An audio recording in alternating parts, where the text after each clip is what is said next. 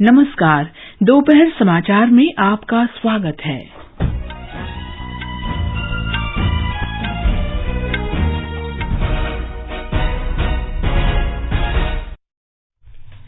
भारत के 16वें राष्ट्रपति के चुनाव के लिए विभिन्न राज्य विधानसभाओं के साथ संसद भवन में मतदान जारी।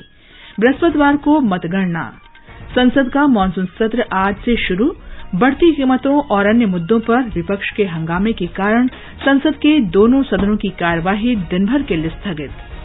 उपराष्ट्रपति पद के लिए एनडीए उम्मीदवार जगदीप धनखड़ ने आज नामांकन पत्र दाखिल किया। प्रधानमंत्री नरेंद्र मोदी आज शाम नई दिल्ली में नौसेना नवाचार और स्वदेशीकरण संगठन संगोष्ठी स्वावलंबन को संबोधित करेंगे। वस्तु और सेवा कर की नई दरें कई वर्षों पर आज से लागू। थल सेना प्रमुख जनरल मनोज पांडे 3 दिवसीय ढाका यात्रा पर। वे सुरक्षा प्रतिष्ठान के वरिष्ठ अधिकारियों के साथ बैठकें और रक्षा संबंधी विभिन्न मुद्दों पर विचार विमर्श करेंगे। मध्य प्रदेश के धार में नर्मदा नदी में बस गिरने से 12 लोगों की मौत। प्रधानमंत्री नरेंद्र मोदी ने दुर्घटना पर दुख जताया। और आज अंतर्राष्ट्रीय नेल्सन मंडेला दिवस।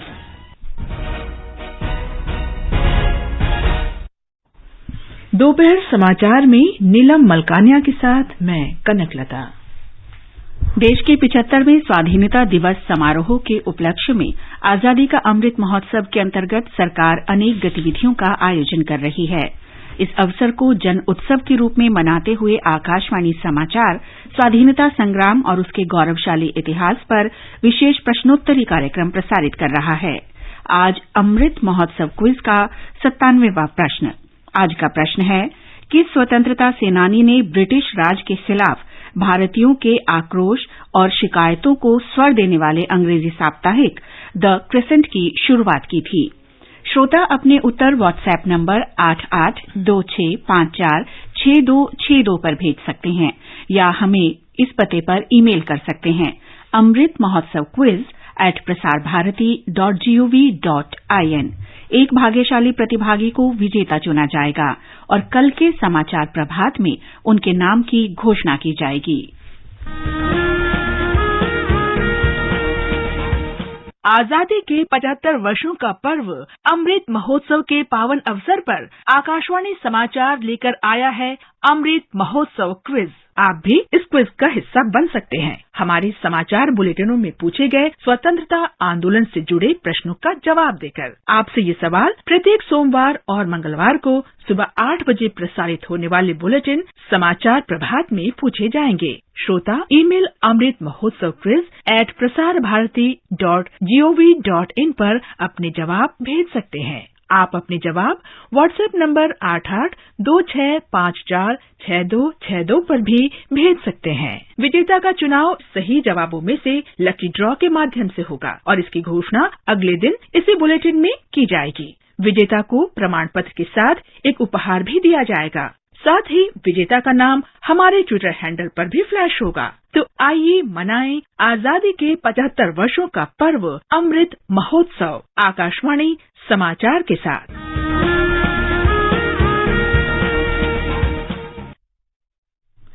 और अब समाचार विस्तार से। देश के राष्ट्रपति पद के लिए आज मतदान हो रहा है। नई दिल्ली में संसद भवन और राज्यों की विधानसभा परिसर में सुबह 10 बजे से वोट डाले जा रहे हैं। राष्ट्रपति चुनाव में दोपहर 1 बजे तक कुल 611 सांसदों ने वोट डाला। संसद भवन के सूत्रों के अनुसार इनके अलावा 5 विधायकों ने भी संसद भवन में वोट डाला। मतदान शाम 5 बजे तक चलेगा। वर्तमान राष्ट्रपति रामनाथ कोविंद का कार्यकाल 24 जुलाई को समाप्त हो रहा है। ब्यौरा हमारे संवाददाता से। झारखंड की पूर्व राज्यपाल द्रौपदी मुर्मू एनडीए की उम्मीदवार हैं, जबकि पूर्व केंद्रीय मंत्री यशवंत सिन्हा इस शीर्ष पद के लिए संयुक्त विपक्षी उम्मीदवार के रूप में चुनाव लड़ रहे हैं। कुल निर्वाचकों की संख्या 4809 है, जिसमें 776 सांसद और 4033 विधायक शामिल हैं। प्रधानमंत्री नरेंद्र मोदी, केंद्रीय मंत्री अनुराग ठाकुर, पीयूष गोयल और मनसुख मंडाविया संसद भवन में सबसे पहले वोट डालने वालों में से थे। वोटों की गिनती गुरुवार को होगी। अनुपम मिश्र, आकाशवाणी समाचार, दिल्ली। उत्तराखंड में राष्ट्रपति चुनाव के लिए मतदान जारी है। मुख्यमंत्री पुष्कर सिंह धामी और अन्य विधायकों ने देहरादून में राज्य विधानसभा में वोट डाला। राष्ट्रीय जनतांत्रिक गठबंधन एनडीए के उपराष्ट्रपति पद के उम्मीदवार जगदीप धनखड़ ने आज नामांकन पत्र दाखिल किया। श्री धनखड़ ने कहा कि उन्हें उम्मीद नहीं थी कि एक किसान पुत्र को ये अवसर दिया जा सकता है। उन्होंने इस सम्मान के लिए प्रधानमंत्री नरेंद्र मोदी को धन्यवाद दिया। Who struggled to go to school in class 6 by traveling 6 kilometers on foot, lucky to get a scholarship, and then being at this position that I filed my nomination. I salute the founding fathers of our constitution, our great democratic values, the strength of our civilization, and I am grateful to the Honorable Prime Minister and the leadership that an humble man like me from Kisan family who would never have got education but for scholarship has been given this historic opportunity. I take it as a major milestone reflection of the events in which we are at the moment. I am grateful. अपना नामांकन दाखिल करने के बाद संसद के बाहर media से बात करते हुए उन्होंने कहा कि वो देश के लोकतांत्रिक मूल्यों को समृद्ध करने के लिए प्रयास करते रहेंगे। विपक्ष की उम्मीदवार श्रीमती मार्गरेट अल्वा कल नामांकन के अंतिम दिन पर्चा भरेंगी। उपराष्ट्रपति का चुनाव 6 अगस्त को होगा। राष्ट्रपति रामनाथ कोविंद ने पश्चिम बंगाल के राज्यपाल जगदीप धनखड़ का इस्तीफा स्वीकार कर लिया है।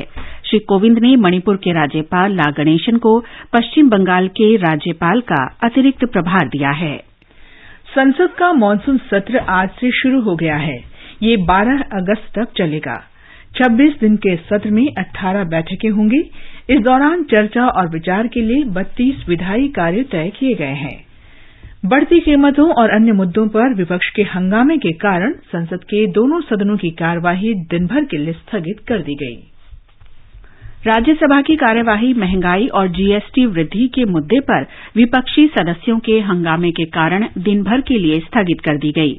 आज सवेरे सदन की बैठक शुरू होते ही सभापति एम वेंकैया नायडू ने घोषणा की कि केंद्रीय मंत्री पीयूष गोयल को सदन का नेता नियुक्त किया गया है।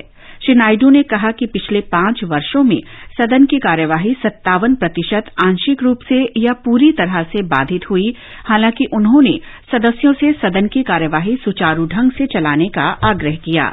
सभापति के संबोधन के दौरान कांग्रेस, आम आदमी पार्टी और अन्य विपक्षी सदस्य सदन के बीचों बीच आ गए और बढ़ती कीमतों और जीएसटी वृद्धि को लेकर सरकार विरोधी नारे लगाने लगे।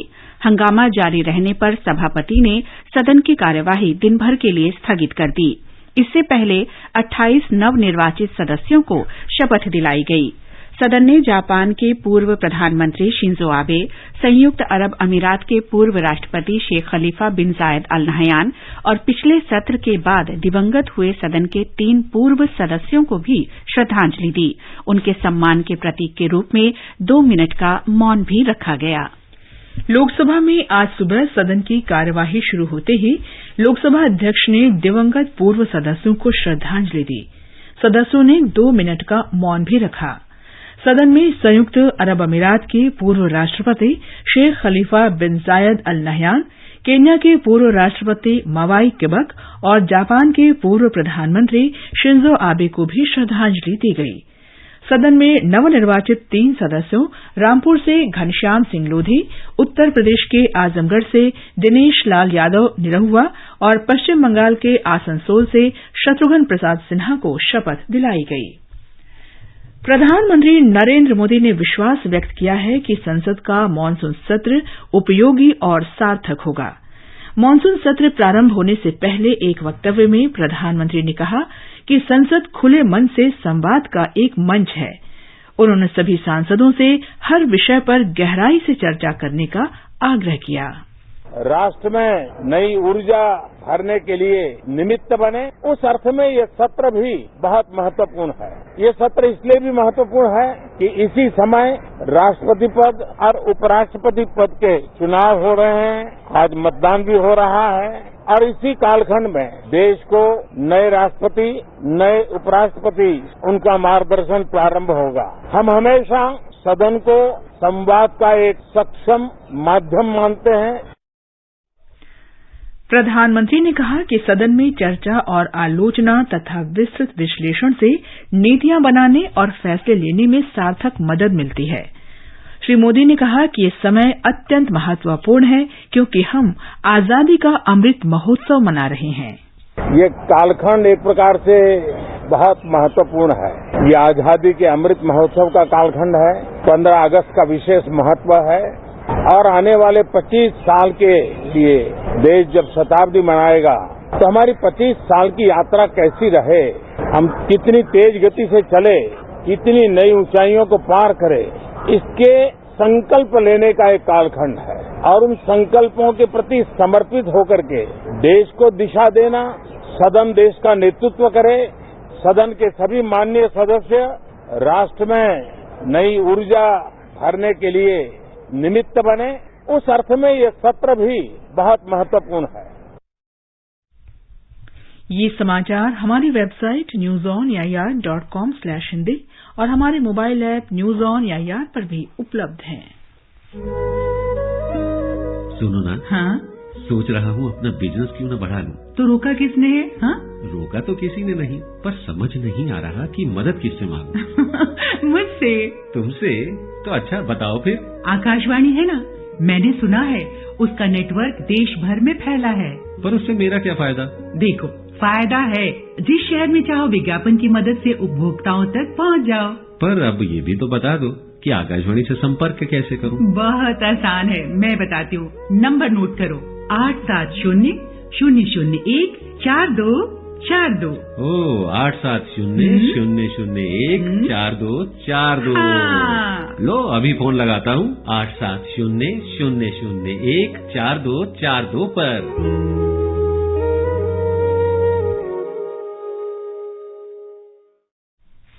दोपहर समाचार में आपका फिर स्वागत है। प्रधानमंत्री आज नई दिल्ली में नौसेना नवाचार और स्वदेशीकरण संगठन के सम्मेलन स्वावलंबन को संबोधित करेंगे। रक्षा क्षेत्र में स्वावलंबी होना आत्मनिर्भर भारत का मुख्य स्तंभ है। इस प्रयास को आगे बढ़ाते हुए प्रधानमंत्री नरेंद्र मोदी बड़ी चुनौतियों के समाधान का उल्लेख करेंगे। ब्यौरा हमारे संवाददाता से। इस संगोष्ठी का उद्देश्य रक्षा क्षेत्र में आत्मनिर्भर बनने के लिए भारतीय उद्योग और शिक्षा जगत को शामिल करना है। आजादी का अमृत महोत्सव के तौर पर NIIO रक्षा नवाचार संगठन के सहयोग से भारतीय नौसेना में कम से कम 75 नए स्वदेशी प्रौद्योगिकियों और उत्पादों को शामिल करने का लक्ष्य निर्धारित किया है। 2 दिनों तक चलने वाली इस संगोष्ठी में उद्योग जगत, शिक्षा जगत, सेनाओं और सरकार के प्रतिनिधियों को रक्षा क्षेत्र के लिए सुझाव देने के लिए एक मंच प्रदान करेगा। इस दौरान नवाचार, स्वदेशीकरण, आयुध और नागर विमान जैसे विषयों पर सत्र आयोजित किए जाएंगे। इस संगोष्ठी के दूसरे दिन सरकार के विजन सागर यानी क्षेत्र में सभी के लिए सुरक्षा और विकास के अनुरूप हिंद महासागर क्षेत्र के बारे में चर्चा की जाएगी। दीपेंद्र कुमार, आकाशवाणी समाचार, दिल्ली। कई वस्तुओं पर माल और सेवा कर जीएसटी की नई दरें आज से लागू हो गई हैं। कुछ वस्तुओं पर अधिक जीएसटी लगेगी, जबकि कुछ वस्तुओं पर जीएसटी दर कम की गई है। कई वस्तुओं पर जीएसटी में छूट वापस ले ली गई है। पिछले महीने चंडीगढ़ में जीएसटी परिषद की 47वीं बैठक में जीएसटी दरों में परिवर्तन का फैसला किया गया था। एक रिपोर्ट। चेक जारी करने के शुल्क के रूप में बैंक अब 18% जीएसटी लेंगे। प्रतिदिन 1000 रुपए तक के होटल के कमरे के लिए 12% का कर लिया जाएगा। सोलर वाटर हीटर पर अब 5% जीएसटी की बजाय 12% जीएसटी ली जाएगी। ई कचरा पर जीएसटी 5% से बढ़ाकर 18% कर दी गई है। वस्तुओं की ढुलाई और रोपवे के यात्रियों के लिए जीएसटी दर 12% से घटाकर 5% कर दी गई है। विद्युत चालित वाहनों पर जीएसटी में 5% की छूट दी जाएगी। पूर्वोत्तर राज्यों और बागडोगरा हवाई अड्डे पर यात्रियों को केवल इकोनॉमी श्रेणी में यात्रा करने पर जीएसटी में छूट मिलेगी। वित्त मंत्रालय ने कहा है कि बिना ब्रांड वाले खाद्य पदार्थ, अनाज, दालें और 25 किलोग्राम आटे पर कोई जीएसटी नहीं लगेगा। मंत्रालय ने यह भी कहा है कि 10-10 किलोग्राम के 10 पैकेट को एक साथ बेचा जाता है तो उस पर जीएसटी लगेगी। समाचार कक्ष से निखिल कुमार। मध्य प्रदेश में आज धार जिले के धामनोद थाना क्षेत्र के खलगाट पुल से एक यात्री बस नर्मदा नदी में गिर गई। सूत्रों के अनुसार ये बस करीब 40 यात्रियों को लेकर इंदौर से महाराष्ट्र के पुणे जा रही थी। अब तक 12 यात्रियों के शव निकाले जा चुके हैं। धार के पुलिस अधीक्षक आदित्य प्रताप सिंह ने बताया कि बचाव दल मौके पर पहुंच गया है और राहत तथा बचाव कार्य युद्ध स्तर पर जारी है।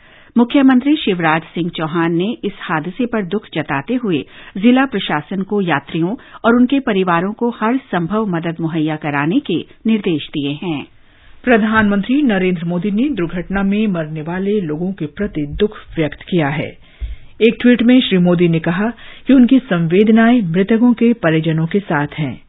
प्रधानमंत्री ने कहा कि बचाव कार्य जारी है और स्थानीय अधिकारी प्रभावित लोगों को हर संभव सहायता प्रदान कर रहे हैं। श्री मोदी ने मृतकों के परिजनों को प्रधानमंत्री राहत कोष से 2-2 लाख तथा घायलों को 50-50 हजार रुपये अनुग्रह राशि देने की घोषणा की है। आगे बढ़ने से पहले मुख्य समाचारों पर एक नजर। भारत के 16वें राष्ट्रपति के लिए चुनाव के लिए विभिन्न राज्य विधानसभाओं के साथ संसद भवन में मतदान जारी। बृहस्पतिवार को मतगणना। संसद का मानसून सत्र आज से शुरू। बढ़ती कीमतों और अन्य मुद्दों पर विपक्ष के हंगामे के कारण संसद के दोनों सदनों की कार्यवाही दिन भर के लिए स्थगित। उपराष्ट्रपति पद के लिए एनडीए उम्मीदवार जगदीप धनखड़ ने आज नामांकन पत्र दाखिल किया। प्रधानमंत्री नरेंद्र मोदी आज शाम नई दिल्ली में नौसेना नवाचार और स्वदेशीकरण संगठन संगोष्ठी स्वावलंबन को संबोधित करेंगे। वस्तु तथा सेवा कर की नई दरें कई वस्तुओं पर आज से लागू। थल सेना प्रमुख जनरल मनोज पांडे 3 दिवसीय ढाका यात्रा पर। वे सुरक्षा प्रतिष्ठान के वरिष्ठ अधिकारियों के साथ बैठकें और रक्षा संबंधी विभिन्न मुद्दों पर विचार विमर्श करेंगे। मध्य प्रदेश के धार में नर्मदा नदी में बस गिरने से 12 लोगों की मौत। प्रधानमंत्री नरेंद्र मोदी ने दुर्घटना पर दुख जताया। और आज अंतर्राष्ट्रीय नेल्सन मंडेला दिवस। क्या आप वरिष्ठ नागरिक हैं? क्या आपके मन में सेहत, आर्थिक, सामाजिक या भावनात्मक मुद्दों से जुड़ा कोई सवाल है? आकाशवाणी आपके लिए लेकर आया है कार्यक्रम एक कदम और बुजुर्गों के लिए, हर रविवार रात 9:30 बजे FM गोल्ड पर। आप अपने सवाल हमें व्हाट्सएप नंबर 9289094044 पर भेज सकते हैं या इस पते पर ईमेल कर सकते हैं elderlycare.airnews@gmail.com। गृहमंत्री अमित शाह ने सभी राज्यों के मुख्यमंत्रियों, उपराज्यपालों और केंद्र शासित प्रदेशों के प्रशासकों के साथ हर घर तिरंगा कार्यक्रम पर कल चर्चा की। श्री शाह ने कहा कि इस अभियान में सभी देशवासी 13 से 15 अगस्त तक अपने घरों में तिरंगा फहराएंगे। गृहमंत्री ने कहा कि ये अभियान युवा पीढ़ी को देश के विकास और सुरक्षा से जोड़ेगा। प्रधानमंत्री नरेंद्र मोदी ने देशवासियों में देशभक्ति की भावना मजबूत करने के लिए इस अनूठे अभियान की घोषणा की थी। अब हर घर की छत पर शान से फहरेगा तिरंगा। गुनगुनाए जाएंगे नव विकास के गीत। आन बान शान का प्रतीक राष्ट्रध्वज तिरंगा। आइए आजादी के अमृत महोत्सव के पावन अवसर पर इस स्वाधीनता दिवस हर घर फहराते हैं तिरंगा और लेते हैं भव्य और सशक्त भारत के निर्माण का संकल्प। आइए हर घर फहराएं तिरंगा।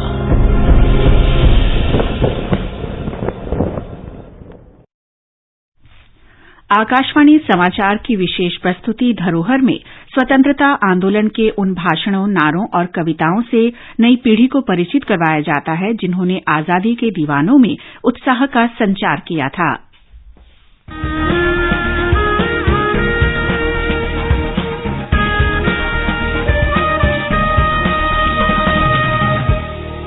आजादी के आंदोलन के खजाने में ऐसे ढेरों शब्द जिन्होंने बदल दिए इतिहास। तारीख बदलने वाले लफ्जों पर आकाशवाणी समाचार प्रसारित कर रहा है विशेष कार्यक्रम धरोहर हर सोमवार।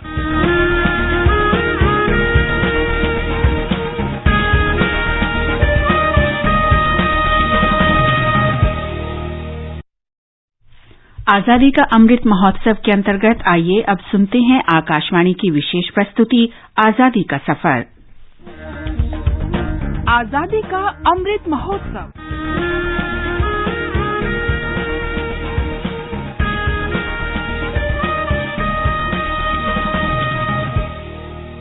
आजादी का सफर आकाशवाणी समाचार के साथ एक राष्ट्र का उदय।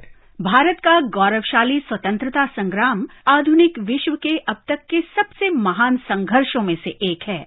आकाशवाणी समाचार आपके लिए प्रतिदिन लेकर आता है इस संग्राम की एक झलक।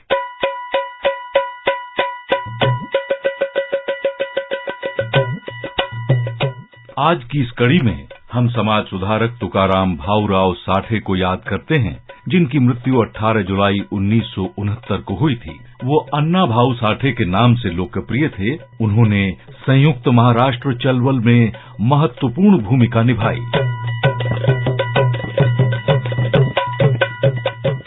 अन्ना भाऊ साठे का जन्म 1 अगस्त 1920 को एक तथाकथित निचली जाति के परिवार में वर्तमान महाराष्ट्र के सांगली जिले में हुआ था। ग्रामीण इलाकों में सूखे के बाद 1931 में वो 6 महीने पैदल चलकर सतारा से मुंबई गए। वहां के शहरी वातावरण ने उनके लेखन को काफी प्रभावित किया। साठे ने हालांकि कक्षा 4 से आगे की पढ़ाई नहीं की, लेकिन मराठी में 35 उपन्यास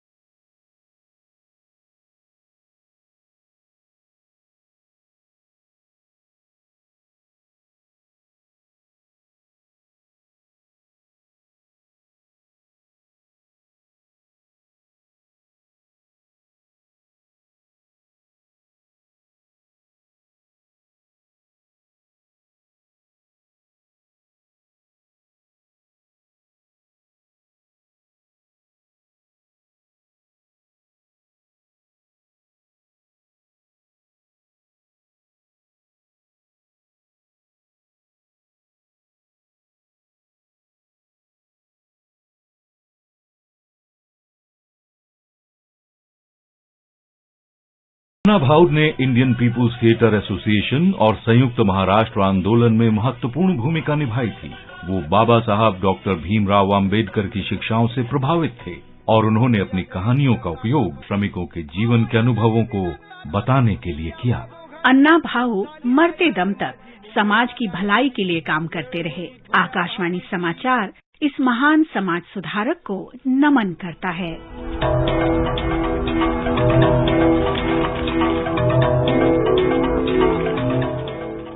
हम शहीद रोहिणी बरुआ को भी याद करते हैं, जिन्हें 18 जुलाई 1935 को मौत की सजा सुनाई गई। खुल गया नया द्वार है, ईशान की झनकार है।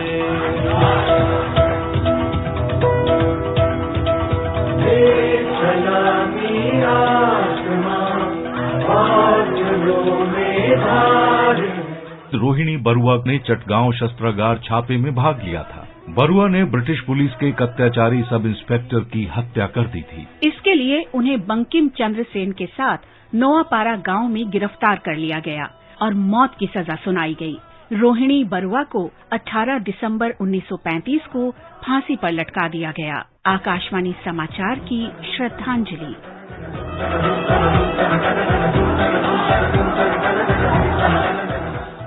हम क्रांतिकारी स्वतंत्रता सेनानी नानी गोपाल भट्टाचार्य जी को भी याद करते हैं। चटगांव जो अब बांग्लादेश में है, वहां के रहने वाले नानी गोपाल युगांतर पार्टी के सदस्य थे। उनकी क्रांतिकारी गतिविधियों के लिए उन्हें 18 जुलाई 1934 को गिरफ्तार कर लिया गया और चटगांव जेल में बंद कर दिया गया। अपनी रिहाई के बाद उन्होंने 1942 में भारत छोड़ो आंदोलन में सक्रिय भाग लिया। उन्हें फिर से गिरफ्तार किया गया और ढाका सेंट्रल जेल में डाल दिया गया, जहां नवंबर 1943 में उनकी मृत्यु हो गई। आकाशवाणी समाचार इस महान स्वतंत्रता सेनानी को नमन करता है।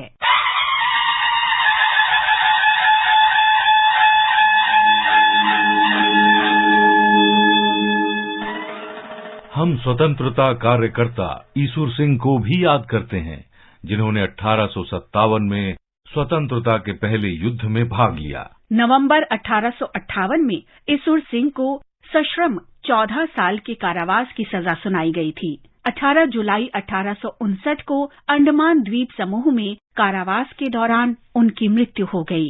देश के इस वीर सपूत को हमारा नमन। इसके साथ ही आजादी का सफर आकाशवाणी के संग श्रृंखला का ये अंक समाप्त हुआ। मिलते हैं कल अगली कड़ी में।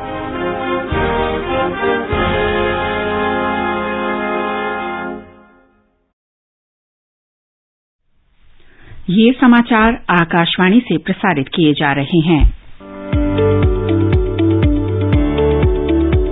कॉम्पिटिशन्स की अगर आप कर रहे हैं तैयारी तो आकाशवाणी लाया है एक इंटरैक्टिव प्रोग्राम अभ्यास। एक ऐसा प्रोग्राम जहां आप पूछेंगे सवाल व्हाट्सएप नंबर 9289094044 पर, या आप ईमेल भी कर सकते हैं अपने सवाल abhyas.airnews@gmail.com पर। हमारे स्टूडियो में एक्सपर्ट आपके भेजे सवालों का देंगे जवाब शनिवार रात 9:30 बजे। इस वर्ग का विषय है पब्लिक एडमिनिस्ट्रेशन। आपके सवालों का हम करेंगे इंतजार 20 जुलाई तक। आपका अभ्यास हमारा प्रयास।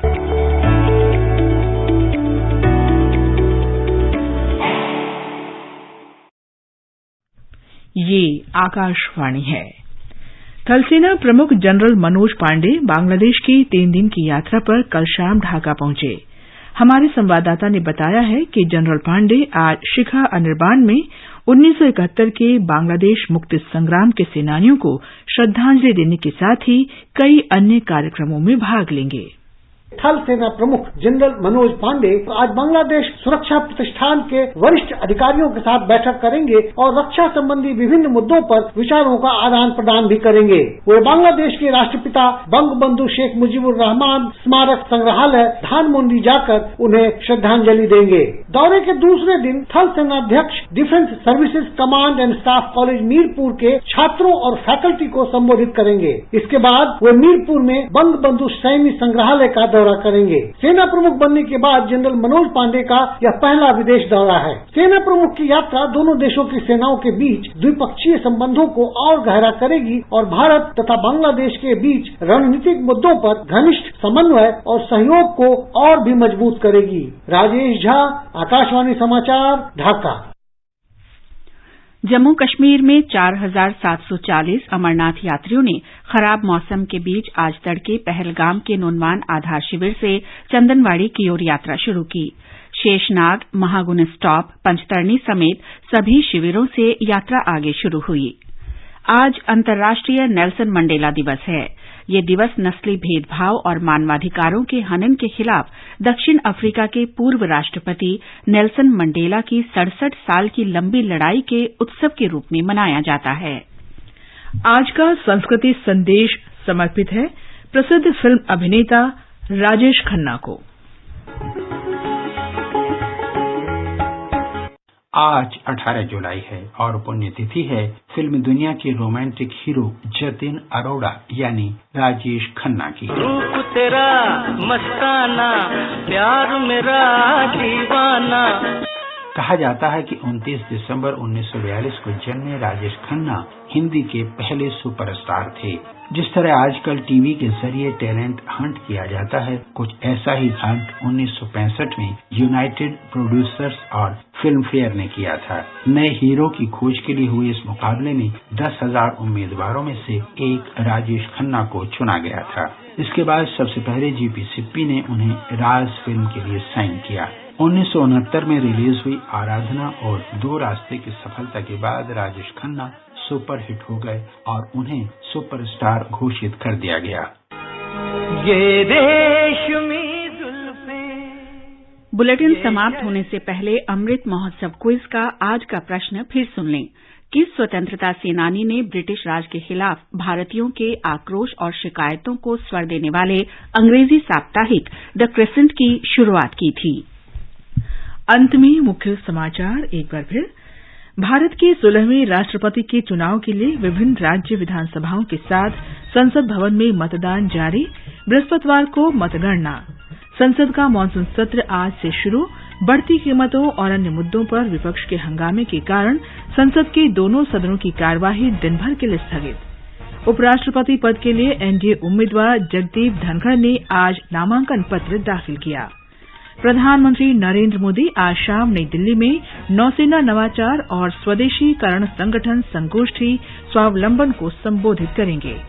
वस्तु तथा सेवा कर की नई दरें कई वर्षों पर आज से लागू। और आज अंतर्राष्ट्रीय नेल्सन मंडेला दिवस है। इसके साथ ही दोपहर समाचार का ये अंक समाप्त हुआ। नमस्कार।